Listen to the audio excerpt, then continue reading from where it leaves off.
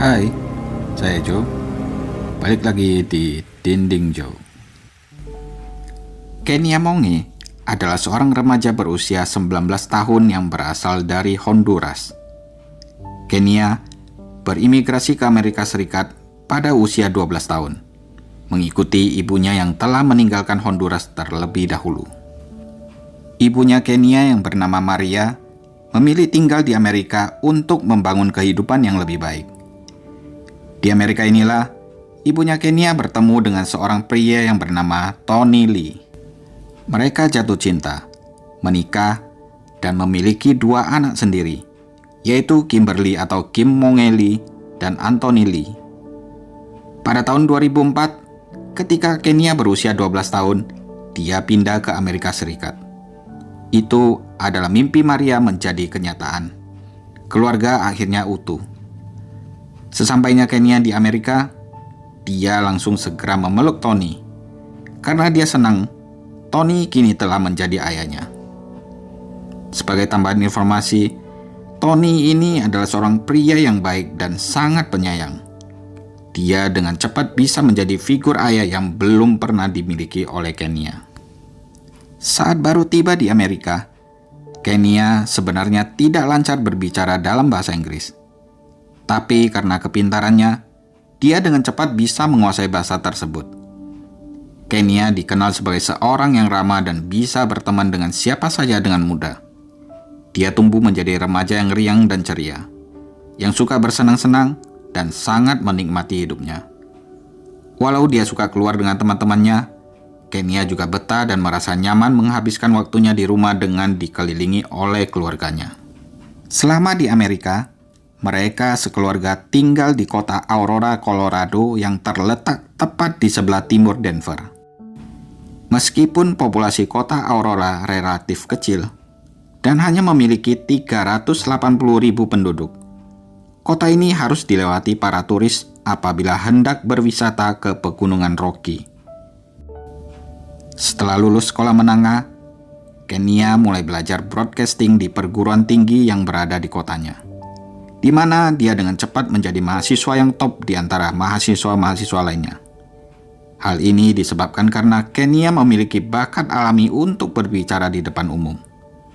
Rasa percaya diri yang tinggi serta kepribadian Kenia yang ceria membuatnya cocok untuk mendalami bidang penyiaran. Setelah Kenia kuliah, dia pindah dari rumahnya dan tinggal dengan pacarnya yang bernama Louis. Kenia ini anak yang bertanggung jawab dan selalu berperilaku baik. Tapi, kadang dia juga suka berpesta dengan teman-temannya hingga larut malam.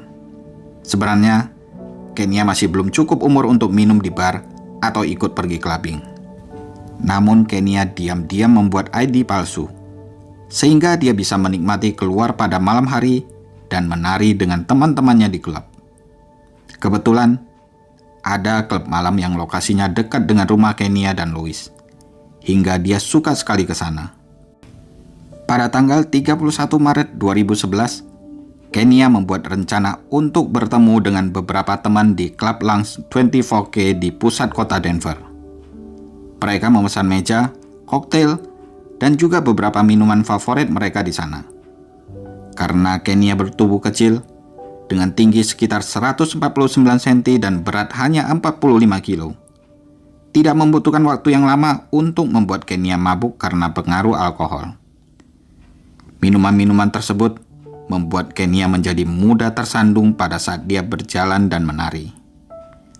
Pada dini hari, setelah minum beberapa gelas dan menari, Kenia memberitahu teman-temannya bahwa dia akan pergi ke kamar kecil.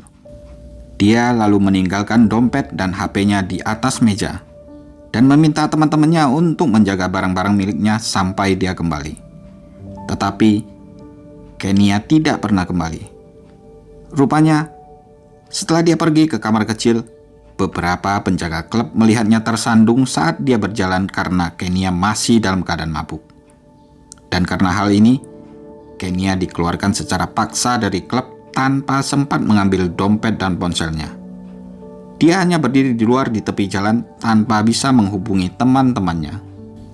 Dia bahkan dilarang masuk untuk mengambil barang-barangnya kembali ke dalam klub. Beberapa waktu kemudian, teman-teman Kenia mulai menyadari bahwa Kenia belum kembali dari kamar mandi. Teman-temannya lalu menyusul Kenia ke dalam kamar mandi dan mencarinya di sekitar klub.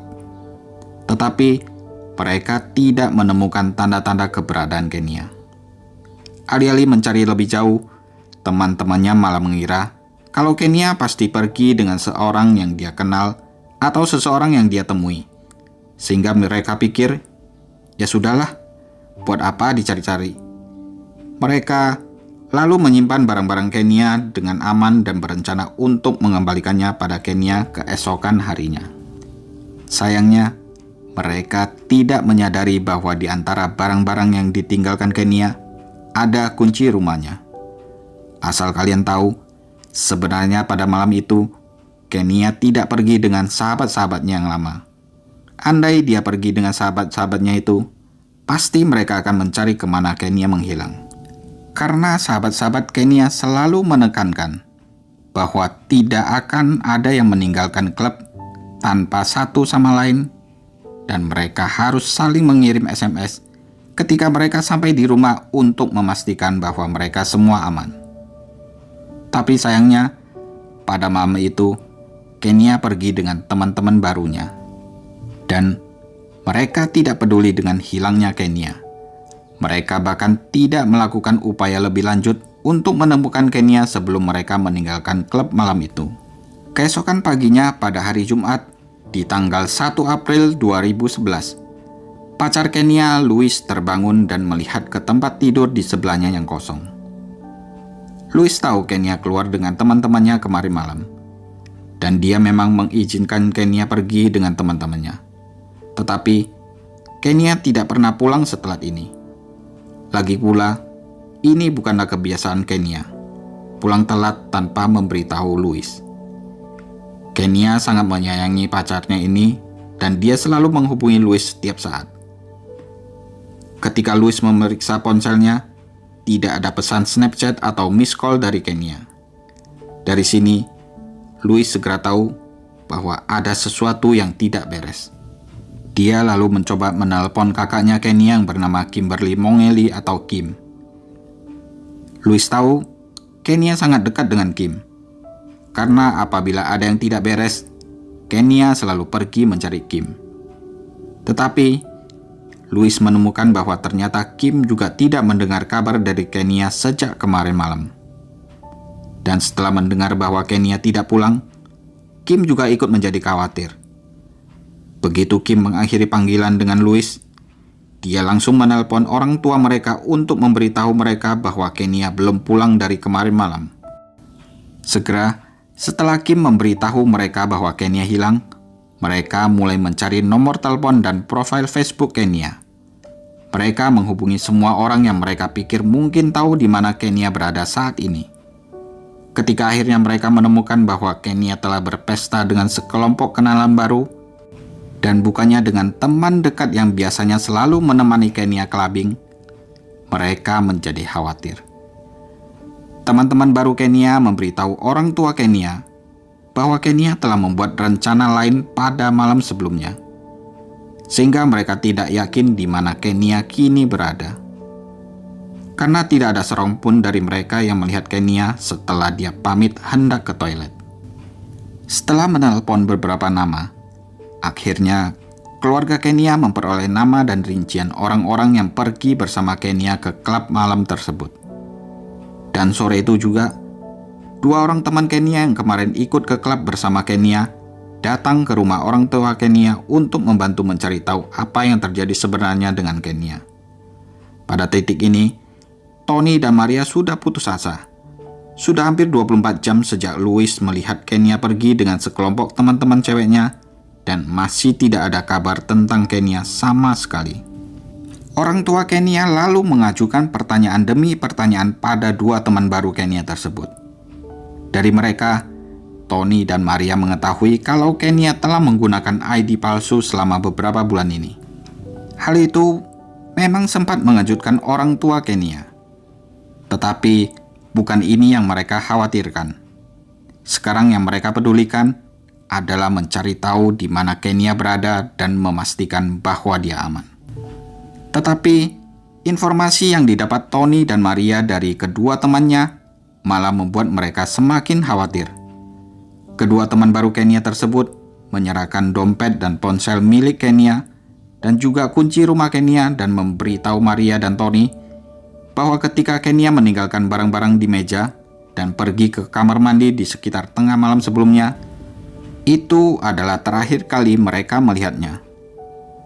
Ketika mendengar hal ini, orang tua Kenya menjadi bingung karena kemanapun Kenya pergi, dia selalu membawa ponselnya. Dan sekarang, ponsel Kenya malah berada di tangan mereka. Jadi, cara untuk menghubungi Kenya semakin sulit. Tetapi, Tony dan Maria tidak menyerah. Tony menghabiskan waktu berjam-jam membaca SMS dari ponsel Kenya dan harapannya untuk menemukan beberapa petunjuk tentang keberadaan Kenya. Tapi selain ratusan SMS dan panggilan telepon dari pacarnya Kenya, saudaranya Kenya yang bernama Kim, dan juga teman-temannya yang mencoba menghubunginya, tidak ada aktivitas yang baru di ponselnya Kenya. Namun, Tony terus mencari dan tidak menyerah. Dan ketika dia sedang membaca pesan-pesan tersebut, tiba-tiba ada satu pesan teks masuk yang berbunyi, "Hey, ini Travis, orang yang memberimu tumpangan tadi malam dengan mobil van putihku yang menyeramkan. Apakah kamu sampai di rumah dengan keadaan baik-baik saja?" Hal ini menimbulkan harapan bagi Tony. Siapa tahu orang ini mungkin memiliki informasi tentang keberadaan Kenya. Tony segera menelpon nomor tersebut, tetapi tidak ada jawaban. Sehingga dia menelpon lagi dan lagi dan lagi. Tetapi masih tidak ada jawaban. Merasa frustasi dan khawatir, Tony dan Maria setuju sudah waktunya untuk melibatkan polisi dan mengajukan laporan orang hilang. Tetapi ketika mereka menghubungi kantor polisi setempat, mereka diberitahu bahwa mereka harus menunggu 72 jam sebelum laporan dapat diajukan. Petugas di telepon terdengar tidak simpatik, dan dia memberitahu Maria dan Tony bahwa mereka tidak perlu terlalu khawatir sebab kemungkinan Kenya sedang mabuk di suatu tempat dan akan segera pulang. Tony dan Maria tidak tahu harus berbuat apa lagi. Mereka sangat khawatir dengan Kenya. Tanpa membuang waktu, mereka segera mencetak ratusan pamflet orang hilang dan membagi-bagikannya di mana-mana saja. Mereka berharap Kenya mungkin akan membaca pamflet tersebut dan pulang ke rumah. Keesokan paginya, Tony akhirnya mendengar ponsel Kenya berdering. Dan nomor yang menelpon adalah nomor yang sama yang telah mengirim teks aneh sehari sebelumnya. Dari telepon tersebut, diketahui pria ini bernama Travis Forbes. Travis memberitahu Tony bagaimana dia bisa mendapatkan nomor ponselnya Kenya. Jadi semalam, Travis telah berjalan melewati klub 24K sekitar jam 2 pagi. Ketika dia mendekati pintu depan, dia melihat Kenya berbicara dengan seorang pria tunawisma. Dia tahu bahwa Kenya mabuk dan meskipun udara sangat dingin pada malam itu, Kenya hanya mengenakan gaun tipis. Travis lalu mendekati Kenya dan bertanya, apakah dia membutuhkan bantuan, dan Kenya menjawab, iya. Kenya memberitahu Travis bahwa dia perlu pergi ke mobilnya yang diparkir di klub lain. Travis lalu mengantarnya ke klub lain tersebut. Tetapi ketika Kenya tidak dapat menemukan mobilnya, Travis menawarkan Kenya untuk diantarkan pulang ke rumah. Kenya lalu memberitahu Travis alamat apartemennya dengan Louis.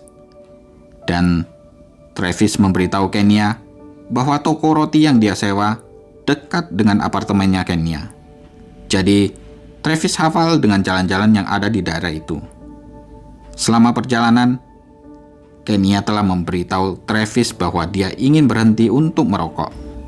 Mereka lalu berhenti di sebuah pompa bensin untuk membeli rokok.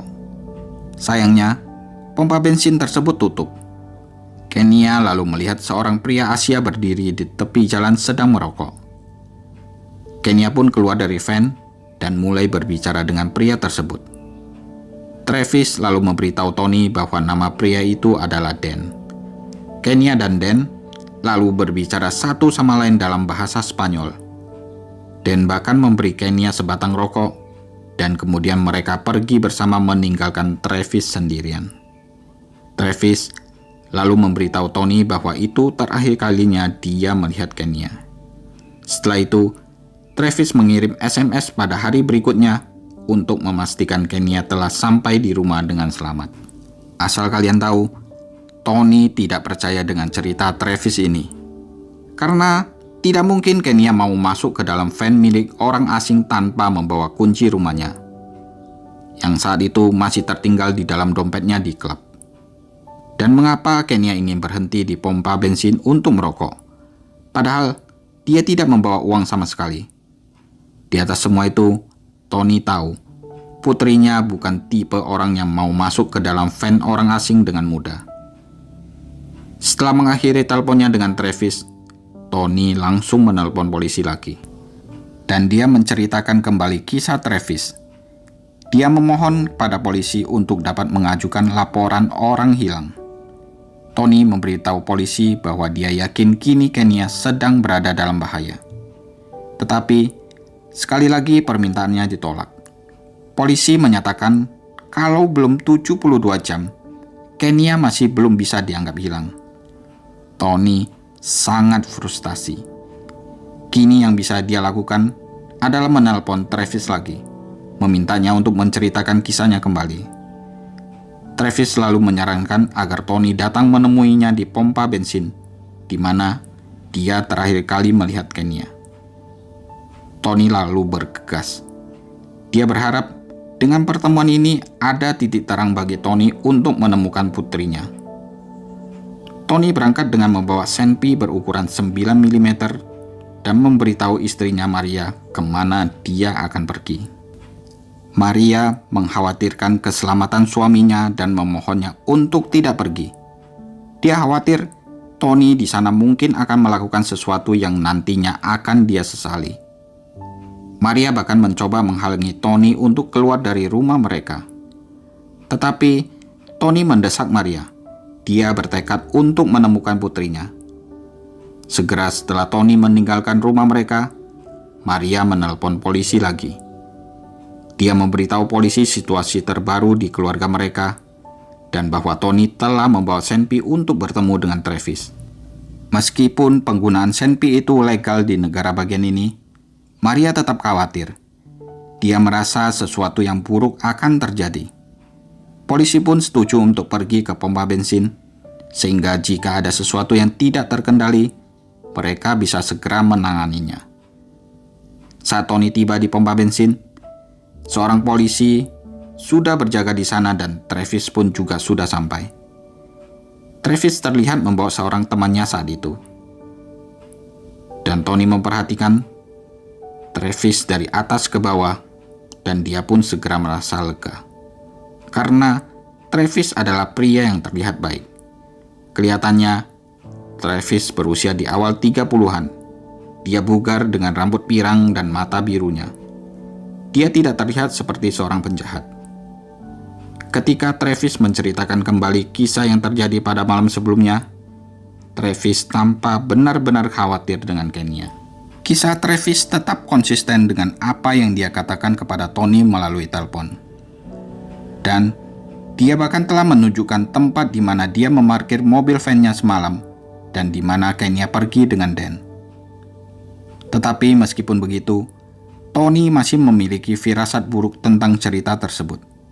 Dia merasa ada yang janggal.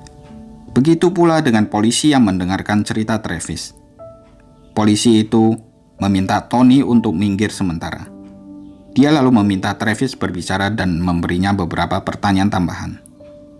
Sementara menunggu Travis ditanya petugas, Tony berjalan ke van putih miliknya Travis. Dan ketika Tony hanya berjarak beberapa kaki dari van itu, dia mencium bau cairan pemutih yang kuat. Ketika Travis selesai berbicara dengan polisi, Tony dengan tenang menunjukkan bau dari van itu ke polisi. Polisi tersebut berjalan menuju van itu dan mencium bau yang sama. Sehingga petugas bertanya kepada Travis, apakah dia bisa melihat ke dalam van? dan Travis dengan sukarela membuka pintu fansnya. Bagian bagasi fans terlihat bersih dan dilapisi dengan karpet baru. Sebaliknya, pada kursi bagian depan van, joknya tertutup sampah dan banyak bungkus makanan. Walaupun mencurigakan, tetapi hal ini masih belum cukup bagi petugas untuk menahan Travis dan menanyainya lebih lanjut. Polisi lalu membiarkan Travis pergi. Sebelum Travis meninggalkan pompa bensin itu, dia berjalan ke Tony untuk berjabat tangan dan mengatakan padanya bahwa dia berharap Kenya ditemukan dengan selamat. Kemudian, tiba-tiba Travis menangis. Bahunya merosot ke bawah. Isak tangisnya tak terkendali. Dan bagi Tony, apa yang Travis lakukan ini benar-benar tidak pada tempatnya dalam situasi ini. Travis kemudian meminta maaf kepada Tony dan berkata betapa menyesalnya dia. Kenapa kemarin dia tidak langsung mengantarkan Kenya pulang ke rumahnya. Setelah itu, dia kembali ke van-nya dan pergi dari pompa bensin. Akhirnya, setelah tepat 72 jam berlalu, keluarga Kenya diizinkan untuk mengajukan laporan orang hilang. Penyelidikan pun dimulai. Hilangnya Kenya tersebar di berita lokal, nasional, dan bahkan dilaporkan di negara kelahirannya Honduras. Keluarga Kenya muncul di stasiun berita, memohon pada publik untuk ikut mencari anak mereka. Maria berkata, "Saya mengkhawatirkan anak saya setiap menitnya, karena saya tidak tahu apa yang terjadi di luar sana, dan apa yang terjadi kepadanya." Tony juga berkata, Kenya memiliki kecerdasan yang tinggi, tapi dia kadang membuat keputusan yang salah. Setelah beberapa saat, polisi menemukan saksi mata yang mengatakan bahwa mereka melihat beberapa remaja di pompa bensin sekitar pukul 3 pagi pada hari di mana Kenya hilang. Tapi, sejauh ini penyelidik tidak dapat menemukan jejak keberadaan Kenya. Kemudian, polisi menemukan rekaman CCTV yang memperlihatkan Kenya di sebuah hotel. Saat itu, Kenya terlihat dengan pria lain dalam keadaan mabuk. Polisi kini makin fokus menyelidiki Travis Forbes, karena dia adalah orang terakhir yang diketahui melihat Kenya. Sedikit info tentang Travis. Dia adalah seorang pengusaha muda dan dia membuat granola bar bebas gluten. Dia menyewa sebuah ruangan kecil yang terletak di belakang toko roti orang lain untuk membuat granola barnya. Pada tanggal 5 April 2011, pemilik toko roti tempat Travis menyewa ruang kerjanya melapor ke polisi dengan menunjukkan rekaman CCTV yang diambil pada saat yang sama sewaktu Kenya menghilang. Pemilik bakery ini bernama Monica Paul. Dia adalah pemilik toko roti Debbie Bakery, dan dia kesal setelah mengetahui bahwa sistem CCTV-nya tidak berfungsi pada saat dia memeriksanya di tanggal 2 April. Dia memutar ulang rekaman CCTV-nya untuk melihat apakah dia bisa mengetahui apa yang terjadi pada saat itu. Dan rekaman terakhir yang terlihat di sana adalah Travis. Sebagai penduduk lokal, tentunya Monica sudah mengetahui berita tentang hilangnya Kenya. Dan rekaman CCTV yang dia lihat pada saat itu mendorongnya untuk melapor ke polisi. Rekaman CCTV tersebut menunjukkan Travis di belakang toko roti sedang mengenakan sarung tangan lateks. Dia terlihat mendorong gerobak berisi kotak putih besar dan menuju ke ruangan pendingin. Lalu, dia berjalan keluar dari belakang toko roti sambil membawa sebotol cairan pemutih. Kemudian, Travis kembali terlihat ke dalam toko roti tersebut dan mematikan kamera CCTV. Pada tanggal 6 April, polisi akhirnya menahan Travis untuk diinterogasi. Saat dalam tahanan, Travis menceritakan kisah yang sama seperti yang dia ceritakan kepada Tony. Dia juga memberitahu polisi bahwa dia pergi ke rumah pacarnya setelah meninggalkan Kenya di pompa bensin dengan pria tunawisma yang bernama Dan. Hal itu terjadi sekitar pukul 3.30 dini hari, dan dia lalu meninggalkan rumahnya untuk bekerja pada pukul 8.30 pagi tanggal 1 April. Ketika polisi menanyain pacar Travis, Cewek itu mengiyakan ceritanya Travis.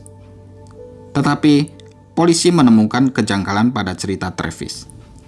Dari GPS track di telepon Travis, di sana terlihat kalau Travis tidak pernah berada di dekat rumah pacarnya pada malam Kenya menghilang. Lagi pula, Monica mengatakan kepada polisi bahwa dia tidak mengharapkan kedatangan Travis di toko roti pada tanggal 1 April. Itulah sebabnya dia terkejut melihatnya di rekaman CCTV. Polisi lalu menanyai penduduk yang tinggal di sekitar toko roti tersebut. Salah satu dari mereka melihat Travis membersihkan freezer putih besar di belakang van-nya pada sore tanggal 2 April. Sementara yang lain melihat tong yang berisi 55 galon bensin dibakar di bagian belakang toko roti pada malam tanggal 1 April. Ketika Monica menanyain Travis tentang tong yang terbakar, Travis mengatakan kepada Monica bahwa dia telah membakar beberapa marijuana yang telah berjamur di kulkasnya. Dan Travis membenarkan kalau dia sengaja mematikan kamera CCTV karena dia ingin mengganti pakaiannya. Monica juga memberikan pernyataan kepada polisi bahwa dia melihat Travis memiliki goresan di lengannya. Namun, Travis berkata goresan itu berasal dari seorang tunawisma yang menyerang dia. Dengan bukti yang ada, seharusnya polisi sudah bisa menahan Travis. Tapi, Travis malah semakin terkenal karena sering diundang oleh stasiun TV berita lokal dan nasional. Dan dia selalu terlihat menyesal dan meminta maaf. Kenapa dia tidak mengantar Kenya pulang dengan selamat pada malam itu? Karena polisi tidak menemukan bukti yang lebih kuat lagi, Travis terpaksa dibebaskan. Dan ketika dia bebas, Travis pun memutuskan untuk melarikan diri. Setelah mencuri mobil temannya, dia kabur dari Colorado ke Texas. Namun pelariannya tidak berlangsung lama. Pada tanggal 4 Mei, Travis ditangkap di Austin karena dugaan pencurian mobil temannya. Sementara itu, para penyelidik telah menemukan banyak bukti baru yang berhubungan dengan hilangnya Kenya. Sehingga mereka memutuskan untuk menginterogasi Travis kembali. Tapi, lagi-lagi cerita yang diberikan Travis tetap sama. Pada akhir Juni, Travis diinterogasi kembali di Colorado untuk menghadapi tuduhan pencurian mobil. Tapi dia dibebaskan ketika temannya mencabut laporannya. Akhirnya, polisi memutuskan untuk mengawasi Travis di bawah pengawasan 24 jam penuh. Mereka berharap dengan mengawasi Travis, mereka akan mendapatkan petunjuk keberadaan Kenya. Selama dalam pengawasan, Travis berperilaku baik. Setelah 3 hari berlalu, pengawasan tersebut dihentikan dan Travis kembali bebas melakukan aktivitasnya. Pada tanggal 4 Juli, penduduk di pusat kota Fort Collins di dekat kota Aurora sedang menikmati pertunjukan kembang api karena di hari itu Amerika sedang merayakan hari kemerdekaannya. Di antara orang banyak tersebut, ada seorang wanita yang bernama Lydia Tillman. Dia adalah seorang ahli wine yang berusia 30 tahun dan baru saja pindah ke daerah tersebut setelah meninggalkan New York. Pada malam hari ketika kembang api telah berakhir, Lydia berjalan pulang ke apartemennya sendirian. Saat dia membuka pintu depan apartemennya, tiba-tiba dia didorong dari belakang oleh seorang pria yang tidak dia sadari telah mengikuti dia sepanjang perjalanan pulang ke apartemennya.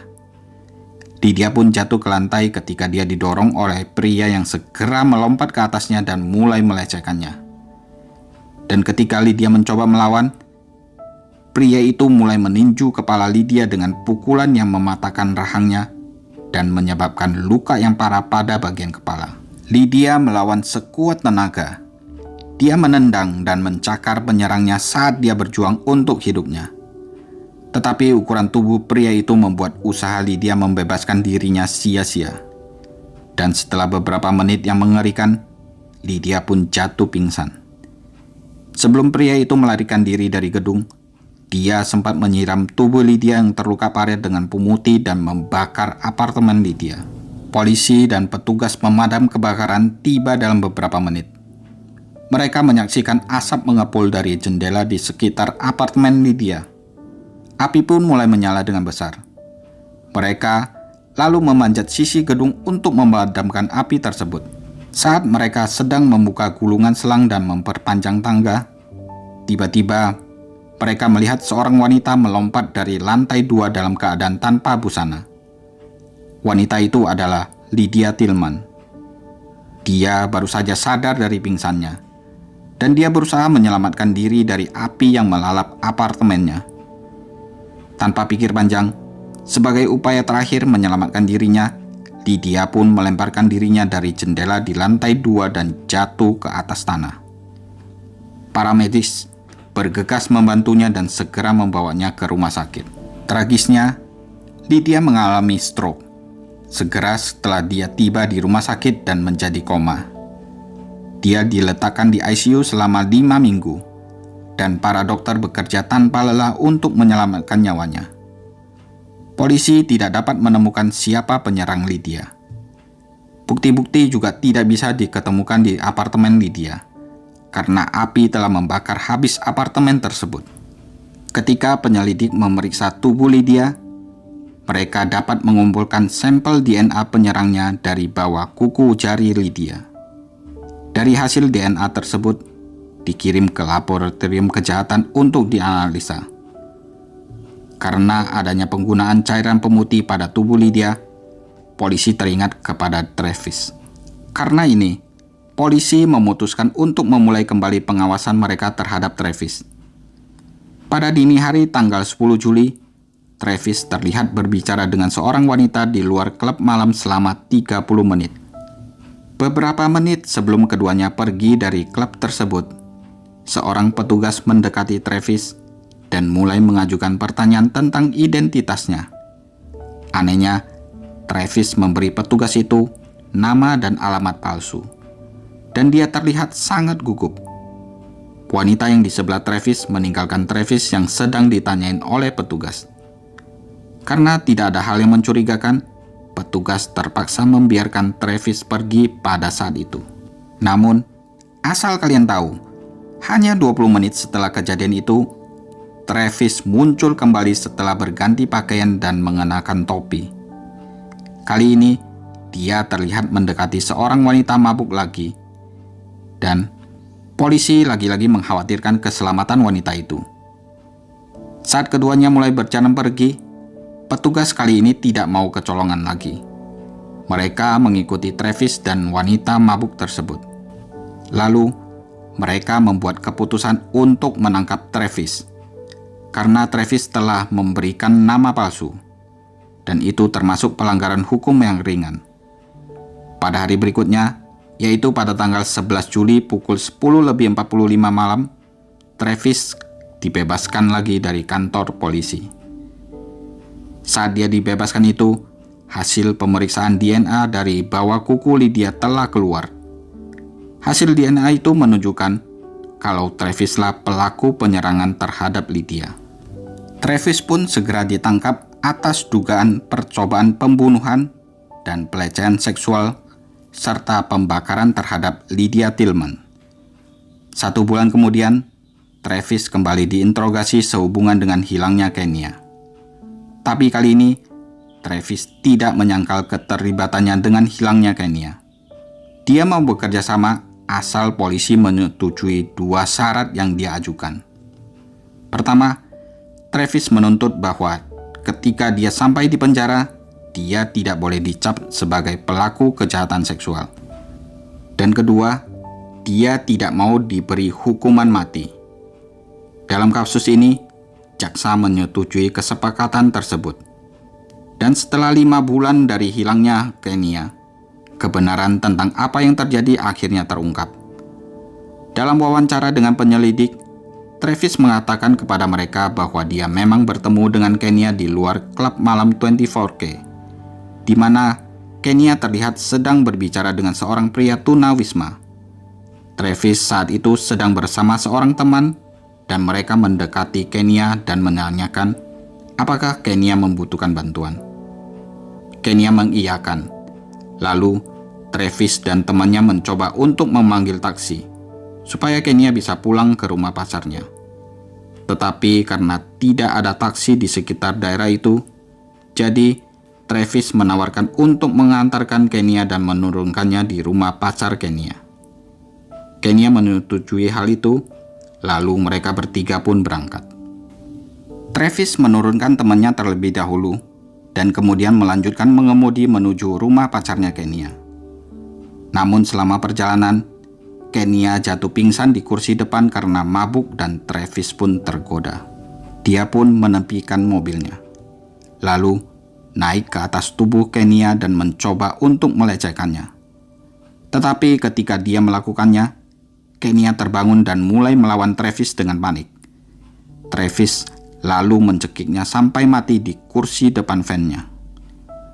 Travis kemudian memasukkan tubuhnya ke dalam kotak pendingin yang dia bawa di belakang van dan memasukkan kotak pendingin itu ke dalam freezer di toko roti seperti yang terlihat di rekaman CCTV. Keesokan harinya, Travis pergi ke Keenesburg, di mana dia mengubur tubuh Kenya di bawah rerimbunan pohon kapas yang tumbuh di sepanjang jalan Interstate 76.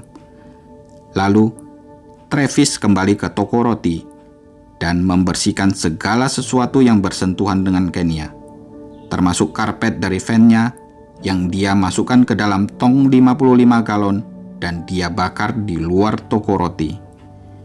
Pada tanggal 26 September 2011, Travis akhirnya disidang di pengadilan secara resmi dan didakwa atas tuduhan pembunuhan tingkat pertama terhadap Kenya Monge dan tuduhan atas percobaan pembunuhan terhadap Lydia Tillman. Travis dijatuhi hukuman penjara seumur hidup di penjara tanpa kemungkinan pembebasan bersyarat untuk pembunuhan Kenya, dan ditambah 48 tahun penjara karena percobaan pembunuhan terhadap Lydia.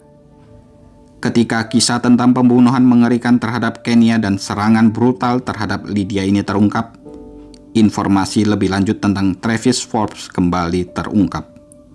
Ternyata, sebelumnya Travis telah memiliki catatan kriminal. Dia pernah ditangkap karena kejahatan perampokan, pelecehan, dan penyerangan selama beberapa tahun terakhir. Satu hal yang mengerikan, ketika Travis bertambah tua, kejahatannya pun semakin meningkat, baik dalam frekuensi maupun dalam bentuk kekerasannya. Mantan pacar Travis juga bersaksi dan memberikan detail tentang obsesi seksual Travis. Sebagai tambahan informasi, pada saat pembunuhan Kenya, ternyata Travis sedang dalam masa hukuman percobaan karena tuduhan kekerasan dalam rumah tangga. Fakta ini membuat banyak orang bertanya-tanya, bagaimana mungkin seorang pria yang kejam bisa berjalan bebas begitu lama tanpa dihukum? Apakah karena penampilannya yang rapi dan tingkah lakunya yang terlihat dapat dipercaya, sehingga membuat Travis bisa berbaur dengan orang-orang tanpa dicurigai, di mana hal ini memberinya kemudahan untuk memangsa wanita-wanita yang menjadi korbannya. Lydia, korban yang selamat, akan selamanya menjadi wanita yang berbeda setelah serangan mengerikan yang diberikan oleh Travis.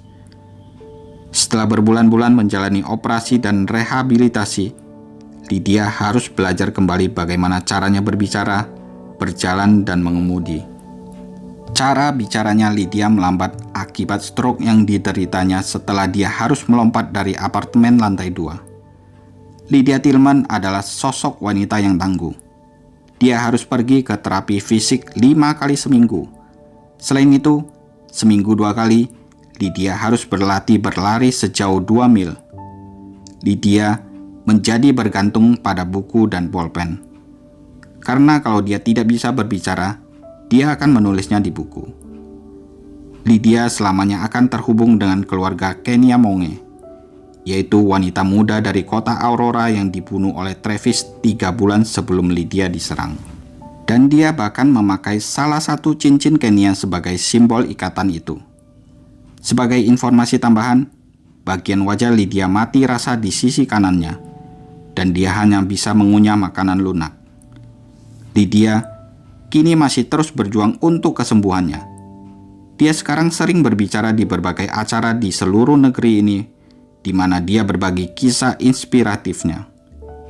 banyak orang yang memuji dia dan menganggapnya sebagai pahlawan. Semuanya karena kemauan kuatnya untuk bertahan dari serangan Travis. Perbuatannya yang berani akhirnya membuat Travis bisa ditangkap dan dihukum sebagai pembunuh Kenya Monge. Nah, gimana menurut kalian? Tulis di kolom komentar ya.